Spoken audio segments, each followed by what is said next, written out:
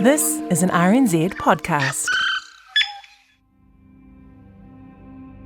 We can actually build an army.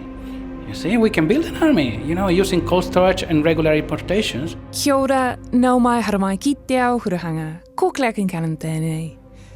That's biological control scientist Dr. Gonzalo Avila from the Bioeconomy Science Institute. And this week for Our Changing World, my colleague Liz Garton is catching up with him in a pretty average Auckland suburb where some doomsday prepping is going on. In this case, we're not talking underground bunkers and canned goods. We're talking pristine white labs and teeny tiny insects. All to be ready for one greatly feared incursion. The pathways that they can come on are imports in containers or in used vehicles and machinery, things like that. And they can obviously then come on the passenger pathway, so via people's luggage and other paraphernalia like that. So we get a variety of reports every year of both live and dead BMSB. This is Dr. Scott Sinclair from the Ministry of Primary Industries, or MPI. He's with Biosecurity New Zealand and manages the operational readiness team that handles threats to our plants and the environment. He's talking about the Brown Marmorated Stink Bug, or BMSB. And it is a definite threat. Earlier this year, a male bug was discovered in a trap in Oraki, just along the coast from the ports of Auckland. This was really interesting from a perspective that it's a new type of trap, and we just had a single BMSB caught in that trap. So the response around that was, hey, we'll put up a whole lot more traps around there, and if there is any further BMSB caught, then we'll consider actually stepping up operations. But because we've had no further detections, that's really just considered to be an outlier. We're going to hear more from Scott and the plans in place should we have a BMSB incursion. But first... Ooh, the brown marmorated stink bug. Look at it. Imagine thousands of them in your home. Let's find out a bit more about the brown marmorated stink bug. Oh, and by the way, when they're crushed, they stink like sweaty socks. BMSB has long been on biosecurity's radar as a pest we do not want here in Aotearoa. Our industries will be devastated if it gets here and if it starts spreading, because it feeds on over 300 host plants. So whatever you can imagine, it will feed on. Here's Gonzalo again. Of course, it has its preferences, but it would do very well in apples, for example. It would do very well in cherries. It would do very well in kiwi fruit. In the United States, it took like around 10 years for population to explode, and they pay the price because they got the pest and said, nothing's going on. Yeah. But then when the right time came, right conditions, the population exploded in 1 year, and it caused massive destruction to the apple industry there. Yeah. It also feeds on native plants. All our native plants are in specific families, and BMSB is known to attack plants in the same families. Mm-hmm. So they would be potentially at risk as well. And they're very stinky. That's why they're called brown marmorated stink bugs. Very smelly, terrible. We do have native shield or stink bugs in New Zealand, and you might have smelled the scent they give off when threatened.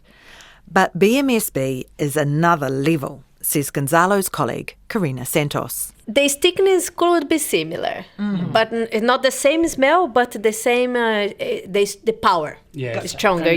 When you handle them with your hands, it will be sticky. Yeah. And the worst thing is that, yes, they're stinky on their own, but if you had hundreds of them, you know what would be pretty bad. Yeah. And when they are in the big numbers as well and super stinky, even that the chemical that they release can intoxicate humans. That picture in your head of a crawling, smelly bug infestation, it has happened overseas.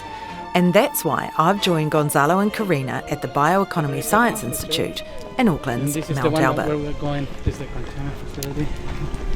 From the outside, it looks pretty old. When you get inside, you see that it looks more like Area 51. He's not wrong. As a Mount Albert local myself, I've often wondered about the towering concrete buildings smack in the middle of a residential area and what sort of Stranger Things type going-ons are happening in there. The quarantine building. We're not still in quarantine. This is just like a normal lab. This Turns out, it's all exactly what you'd expect. No doorway to the upside down. The key feature in this room is the autoclave, a high-pressure sterilising chamber, which looks a little like an industrial dishwasher sitting in the corner. Before coming out, everything needs to be confirmed dead, so we freeze everything before getting things out. Gotcha. You know, when I say everything, it's just not live insects, it's also paper, right. anything. Tissues, Anything needs to be frozen and then taken out, autoclave. This is the washroom, very conventional, nothing special. And this one here is the service lab. This is a conventional lab, you know, where we can do experiments here like in any normal lab, but usually what we do here is also to do all the work that needs to be done in preparation to bring things into containment, you know? Gotcha. So yeah, we have incubators here, we have a microscope, and also we have a little office here. There's another area behind heavy steel doors where further experiments and studies take place. And that's where we're headed next. Before we go into containment, I'm going to introduce you the main thing that we're going to be talking about, which is the Brown Marmorated Stink Bug. Gonzalo hands me a little plastic specimen jar with 4 bugs floating in gel. They're male and female BMSBs at different stages of the life cycle. The nymphs or babies are tiny specks, but the adults are around 10 millimetres long. The female, bigger than the male. The high-risk season starts in September and runs until April. That's when we are expected to get interceptions out of border. That's because most of the bugs sneaking in are coming from the northern hemisphere. As the weather gets colder there, the bugs try to find somewhere to hide away over winter. In houses, cars, machinery, inside shipping containers. And there's a real concern that it's not a case of if BMSB will come in, but when.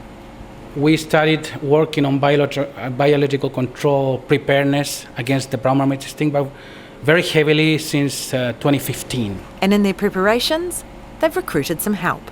The Samurai Wasp, an insect with a name that conjures definite vicious vibes. The antagonist, the little Samurai Wasp. This is it. They look like a little ant, very tiny, like a little mosquito. Are these adult?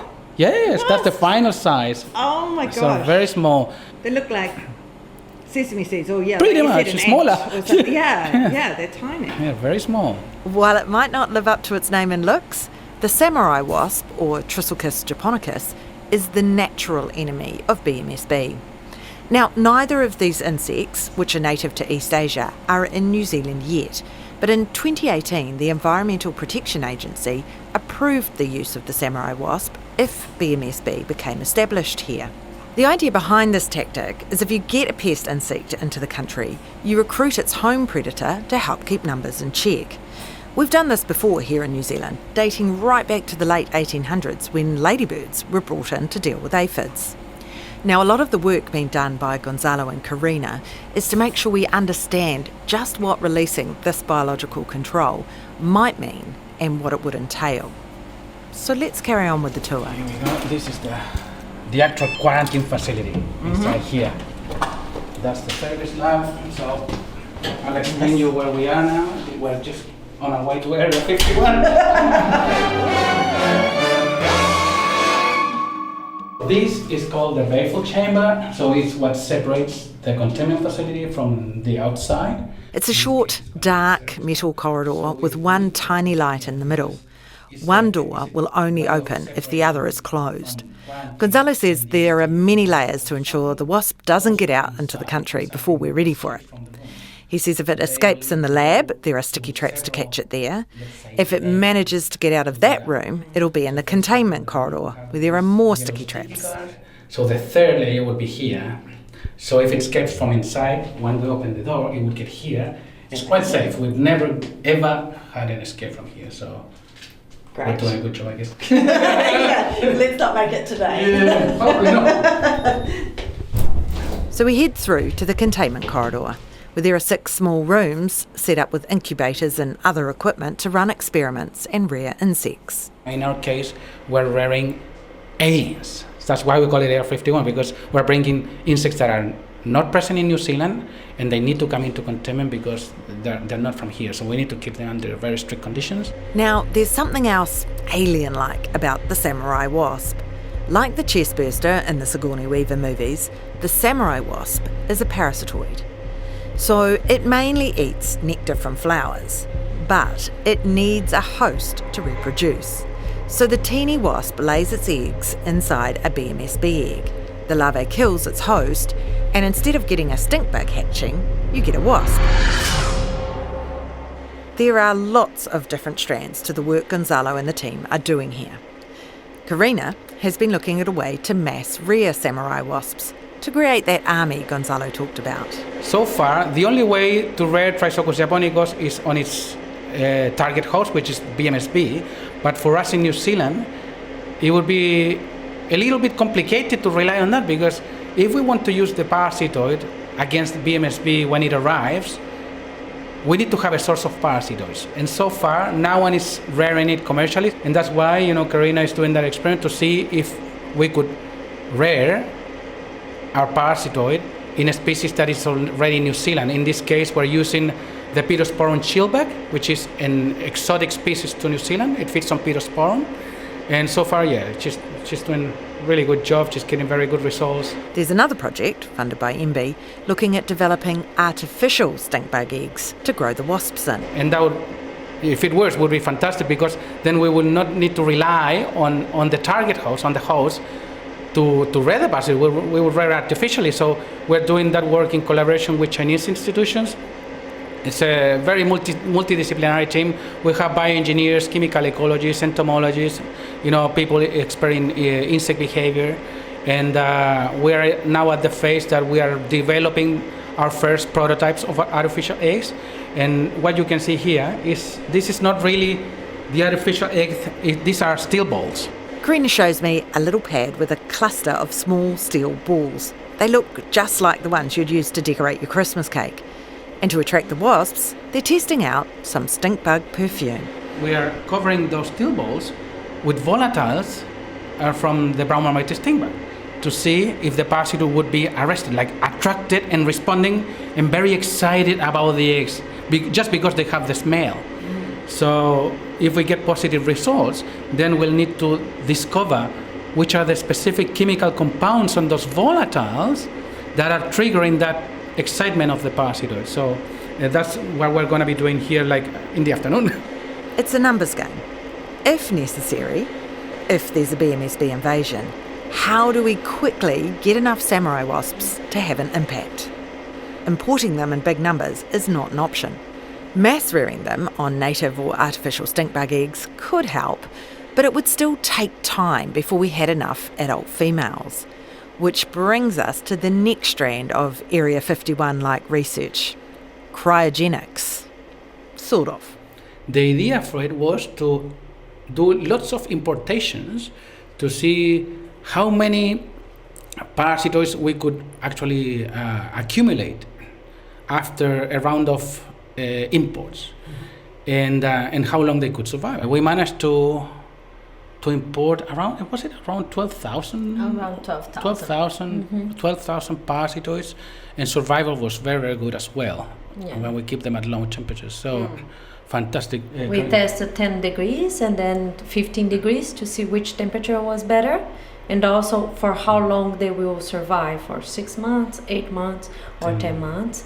They all survived, even for the 10 months. The females, of course. The males die way early, like in a month or a month and a half maximum, they die. But the females survive more than 90%. Karina says female samurai wasps do naturally survive a bit longer than males, and some can survive longer than a year, but not 90% of them. The wasps overwinter, just like BMSB, so for the experiment they were kept in winter conditions, darker light and colder temperatures, while also supplied food. We wanted to try to see for how long we could keep them alive and still be viable, because one thing is that they survive, but the other thing is that they survive, but they also attack and keep and reproduce. Conditions, yes, and they can do that. If we use cold storage, and if we keep importing and accumulating, we can actually build an army. We'll come back to this army and just how big we need it to be shortly. But While this preemptive biological control work with the samurai wasp has been the central focus, because we know they're the natural enemy of BMSB, the team has also been looking to see if there are other options, a bit closer to home. We just look for egg parasitoids of stink bugs in New Zealand to try to see what species we have here, because so far the knowledge is that we had 2 species. One is actually was introduced many years ago against another stink bug pest, the green vegetable bug, and there's another one that was native and one endemic that is Trisococcus maori, but that one is known to not attack pentatomids, which is the family. Pentatomida is the family of Brown Marmorated Stink Bugs. So we said, it must be something else, because no one has ever done a survey in the last 60 years.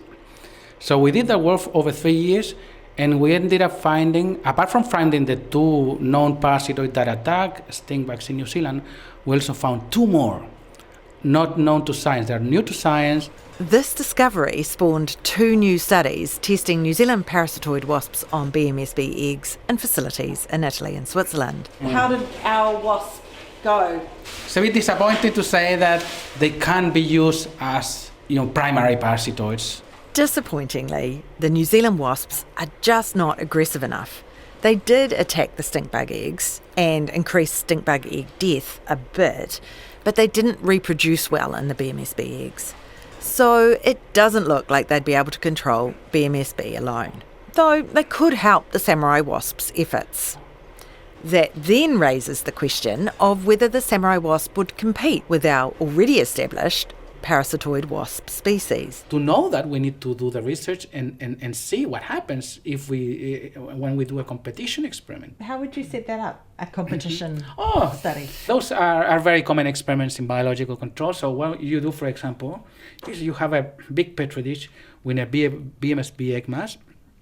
You can present it to Trisococcus japonicus first, and then you have Trisococcus there for a certain amount of hours. Then you remove it, and you wait a little bit, and then you present the parasitized eggs to our New Zealand parasitoids to see if they would still attack it after they were attacked already by TJ. If they do, then we'll need to see what happens, if Trisococcus japonicus will emerge or nothing will emerge, or our New Zealand parasitoid will emerge because the egg has been killed already by Trisococcus japonicus. The other way is to do exactly the same, but the opposite. Another way is to present both parasitoids to the egg mass at the same time to see if they can fight, to see which one. They actually fight. And that's why one of the names of the Samurai Wasp is because she protects the egg as well. And she can be very aggressive. Yeah. Yes, and once they finish laying the eggs, they stay around guarding the eggs as well. Right. And they really fight. It's cool. They kick all the other parasitoids out of the egg. Yeah. So. And then the competition also happens inside of the egg, because then we have 2 eggs there. Who will emerge first, or both will emerge, or one will be dead or not. One larvae will eat the other larvae or not. Yeah. Has a competition inside of the egg as well. I mean, with all this research, that's the $1 million question. What would happen if we released the samurai wasp here in New Zealand? Gonzalo says a 2018 bioclimatic study predicted our temperatures would not be an obstacle to the samurai wasp becoming established here, and that the distribution of the wasp matched predicted distribution of BMSB. That's good. But what if the wasp found native bugs more appealing than BMSB? We saw in the lab that the parasitoid can use stink bugs from New Zealand to reproduce. That means that, yes, it could attack. It could reproduce, but at different rates. Some were better than others. But again, when it comes to those tests, it's very preliminary, because that's information only to demonstrate that Trisococcus japonicus, the samurai wasp, can use our stink bugs as physiological hosts. That means that just to show that, yes, they can reproduce. But a different thing would be for the parasitoid to find the eggs of those stink bugs and search for them in the field, and then go and attack them and use them in the field to establish its populations. So that's completely different. That's something that is not really expected. The decision-making about when and how to release the samurai wasp would fall to MPI's Biosecurity New Zealand. So we're back with Scott Sinclair to talk about how that call would be made. First would be figuring out the scale of the incursion. It's basically a really high-grade, let's go looking. So there's traps, which we hope that we'll get BMSB attracted to. There's activating the public. You know, it's the team of 5.5 million, right? We can't put a trap every 5 metres across the whole country or even across a 2-kilometre radius area. And people who are aware and on the lookout for things are a really valuable resource. And then it's visiting likely areas where we might find it. So the places that might have come in and then places that would love to live. Scott says insecticides would probably be the first line of defence in the face of a BMSB incursion. BMSB is a bit more challenging in that they're not a social insect, so they don't naturally have a nest where the whole family goes home together to. They live out in the environment. We've got insecticides permitted to use on BMSB in the event of an incursion. And so we will be going looking for BMSB to spray them with insecticides at whatever life stage they're currently at. And we will also be looking to spray likely host material. So we've got a big long list of the different plants that BMSB favours. So at what point would the Samurai Wasp potentially come into the mix? Yeah, so Samurai Wasp is a really interesting question.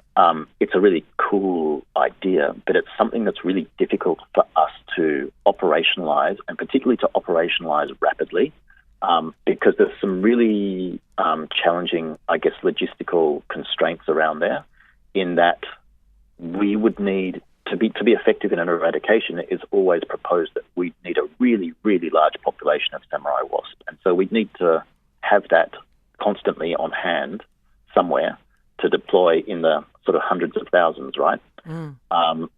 And because Samurai Wasp's preferred host is BMSB, we would have to typically rear them on BMSB, and we don't have BMSB in New Zealand. So that would mean us relying on building a large containment facility to do that onshore, which is a really significant cost. And then there's obviously a non-zero chance of BMSB being released into the wild out of that facility, or it's relying on this somewhere offshore, which doesn't really exist at the moment. So it's unlikely that we'd be using Samurai Wasp, I would say, within the first year of a response. But as things move forward and we can think about some of those logistics and how it's challenging to put those out into the environment, then that process would probably happen, in subsequent years. Is there a sort of, once it gets to this number of them, that's when we need to start looking further afield than chemicals? Is that do you kind of have that in your head, or is it more there's no number, you just have to deal with it as it happens? It's an ever-evolving situation. It'll be an evolving situation, it really will. And it'll be about how we believe the internal spread is going within New Zealand. Do we feel like we've got it contained? What are the options? Or do we feel like it's sort of things are cropping up in different places? Can we sort of manage the spread pathways that might happen internally, and all that sort of stuff? So yeah, that would be very much a context-driven decision as we sort of assess what's going on at that time in the response. Which brings us right back to Gonzalo and Karina's work, figuring out the best way to grow this army and then deploy it. It's not an easy thing. The impact you'll see and the strategy you'll need to use for biocontrol is not the same than, for example, the one that you use for kiwis is not going to be the same that you use for apples or cherries, or even in an urban environment, because the architecture of the landscape is different. And BMSB will not behave the same, and the parasites will not behave the same either. This is the beauty and also the frustration part of our work, because every single question you make it, with the answer, shows up more than 5 questions later on. That's science. So you never finish answer and making questions at the same time. And everything that we do in the laboratories. So one thing is the training, another thing is the game. When you're outside and the whole complexity of the environment, you have an idea, but you're not 100% sure. And I cannot stress enough how important it is to keep doing work in the space of Brown Marmorated Stink Bug and the Samurai Wasps, because the threat to New Zealand is so high. In Georgia, the Brown Marmorated Stink Bug arrived one summer, and it took months. It was not years. It took months to explode and destroy the hazelnut industry over there. It had Ferrero Rocher, the chocolate factories, the big industry, on their knees. So we don't want to, play the Russian roulette here and see what happens. So that's why it's so important, and really we need to keep doing this work. Thanks to Dr. Gonzalo Avila and Karina Santos from the Bioeconomy Science Institute and Dr. Scott Sinclair from MPI. And if you think you've found a brown marmorated stink bug, don't kill it. Catch it, take a photo, and call MPI. The number is 0800 80 99 66. This episode was produced by Liz Garton, script editing was by me, Claire Kincannon, and sound engineering was by Rangi Poik. Tēnā koe I whakarongo mai. Thanks so much for listening. I'm Claire Kincannon. Have a great week. Kia pai, the wiki.